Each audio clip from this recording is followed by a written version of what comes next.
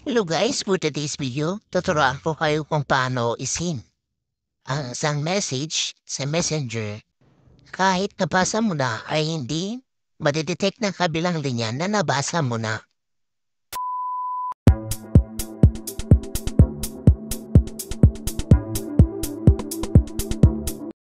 Buksan ang Messenger.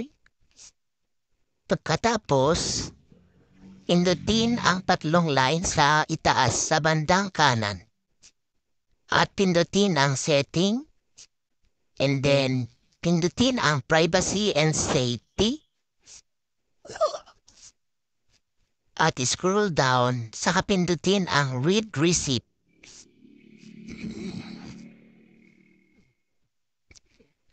At i-off. Ang read receipt na ito guys, once na nasindan ninyo ang message, yun ay hindi mag-appear sa messenger ng kachat ninyo. Ito yung testing natin guys. May message ko yung isa kong FB account. At tignan nyo mabuti. So mag-message tayo na messenger test, hello. Yun sa kabila naman guys, yan na yung FB natin.